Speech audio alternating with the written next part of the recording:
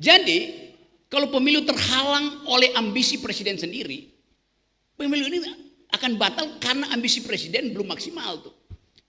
Apa yang kita lakukan? People power. Dan people power itu dimulai dari Agustus. Jadi kita buka pintu itu tuh, bahwa Anda akan disalib oleh mereka yang menunggu tikungan, nggak ada soal. Karena sejarah akan kembali meluruskan jalan Anda tuh. Jadi teman-teman, saya berpikir bahwa satu waktu sejarah Indonesia akan ditulis kembali, bahwa gerakan reformasi di 20 Mei 1998 ditulis ulang oleh gerakan buruh 10 Agustus 2023. Jokowi akan bilang, harga sawit turun karena permintaan dunia berhenti. Oleh karena itu, salah sendiri Pak Petani. Kenapa nggak menduga bahwa permintaan dunia akan berhenti? Dia mau salahkan si petani itu. Padahal dia yang janji bahwa harga akan stabil. Dan dengan kondisi itu, sang petani sawit mampu membayangkan masa depan anaknya. 2 tahun kemudian dia akan jadi manajer. 3 tahun kemudian dia akan jadi pemimpin perusahaan. Mimpi seorang buruh tani di Sumatera dibatalkan oleh ketidakkonsistenan Presiden Jokowi. Logika itu yang mesti kita pakai. Hal yang sama sekarang berlaku pada pegawai-pegawai tinggi, manajer-manajer di sepanjang Tamrin, yang juga berharap bahwa setelah dia pensiun, dia masih bisa mensekolahkan anak-anaknya tuh. Karena dia akan dapat 1 miliar. Sekarang dengan 25 juta, mungkin ada anak yang belum kawin, dan dia janjikan pada waktu itu, kamu nak akan menikah setelah ayah pensiun, karena ayah punya 1 miliar. Sekarang dia cuma dapat 25 juta tuh. Mau bikin di mana pernikahannya tuh? Anaknya akan tagih. Ayah mana uangnya? Saya mau menikah sekarang tuh. Tunggu 10 Agustus. Kata ayahnya tuh. Anaknya akhirnya mengerti bahwa bukan kesalahan ayahnya tidak menabung, tapi tabungannya dirampok oleh kebijakan Uni Baslawi. Itu dasarnya. Nah, kita ada di sini di dalam keadaan kebimbangan. Sementara Presiden Jokowi tidak pernah peduli permintaan buruh.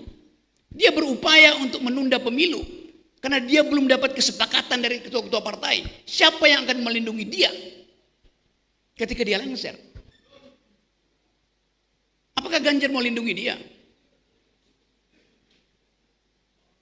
Apakah Prabowo mau lindungi dia?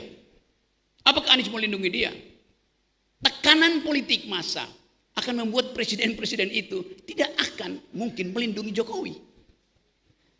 Begitu Jokowi kehilangan kekuasaannya, dia jadi rakyat biasa. Gak ada yang peduli nanti. Tetapi ambisi Jokowi adalah mempertahankan legasinya.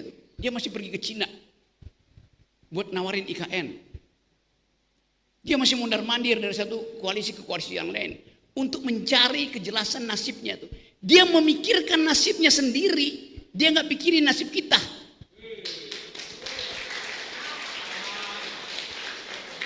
Itu bajingan yang tolol. Kalau dia bajingan pinter, dia mau terima berdebat dengan Jumhur Hidayat. Tapi bajingan tolol itu sekaligus bajingan yang pengecut. Ajaib, bajingan tapi pengecut itu. Jadi teman-teman, kita harus lantangkan ini. Saya percaya bahwa 10 Agustus nanti akan ada kemacetan di jalan tol. Bukan saya percaya, saya inginkan. Lebih baik macet di jalan tol daripada macet di jalan pikiran.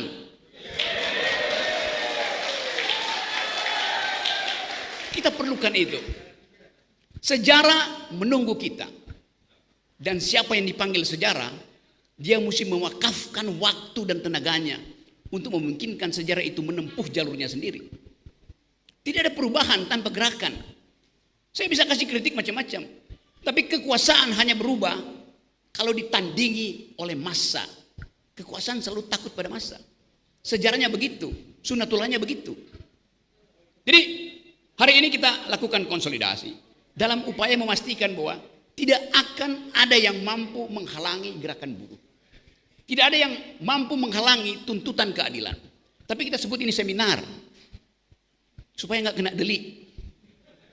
Bayangkan aja, dalam upaya untuk menghasilkan keadilan pun kita mesti siksa. Padahal di depan kita ini adalah kita marah pada keadaan tuh. Seminar artinya senyum, Mira, dan Narti.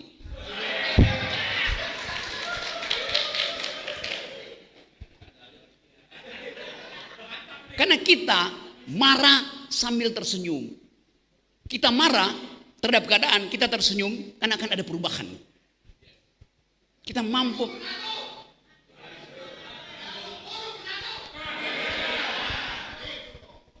Jadi teman-teman, masih ada waktu. Yang terakhir, di ujung analisis kita, di ujung intuisi politik kita mesti bertanya, pemilu jalan apa tidak? Sama, saya berpikir juga tidak. Tetapi kita menghendaki perubahan politik. Jadi, kalau pemilu terhalang oleh ambisi presiden sendiri, pemilu ini akan batal karena ambisi presiden belum maksimal tuh. Apa yang kita lakukan? People power. Dan people power itu dimulai dari Agustus. Jadi kita buka pintu itu. Bahwa Anda akan disalib oleh mereka yang menunggu di tikungan, gak ada soal. Karena sejarah akan kembali meluruskan jalan Anda tuh. Jadi teman-teman, saya berpikir bahwa satu waktu sejarah Indonesia akan ditulis kembali. Bahwa gerakan reformasi di 20 Mei 1998 ditulis ulang oleh gerakan buruh 10 Agustus 2023. Ada janji dari Kota Bekasi bahwa janji ketika pemuda-pemuda itu menculik Soekarno untuk memberi dia energi bahwa sekarang merdeka, nggak usah pikir-pikir lagi itu. Demikian juga energi dari Bekasi hari ini. Kita pastikan bahwa tuntutan keadilan tidak mungkin dihalangi oleh kedunguan-kedunguan di istana. Kita lakukan itu hari ini. Dan dengan tekad yang baik. Niat kita kuat, peralatan kita cukup. Lalu, kenapa kita ragu? Satu langkah gerak di aspal, itu akan membekaskan sejarah. 1000 langkah gerak akan membuat perubahan. 300.000 akan menggemparkan dunia. Demikian seterusnya. Apalagi kalau seluruh kenikmatan itu kita pertontonkan pada generasi baru, mereka akan ikut. Ada kegelisahan emak-emak, ada kalkulasi yang belum sempurna oleh mahasiswa itu. Tetapi buruh selesai dengan problem itu. Dan emak-emak akan ikut di belakang. Bayangkan hari pertama 100.000 emak-emak turun ke jalan kasih kita aqua. Itu menunjukkan bahwa seluruh bangsa ini menitipkan aspirasinya, menitipkan harapannya pada gerakan buruh. 3 hari kemudian mahasiswa turun. Hari keempat pas saya pastikan 10.000 profesor akan turun ke jalan. Karena mereka malu melihat buruh bertanding sendiri. Itu momentum yang akan kita lakukan. Jadi teman-teman, kita pastikan dari Bekasi akan ada perubahan. Bekasi artinya berani beraksi. Assalamualaikum warahmatullahi wabarakatuh.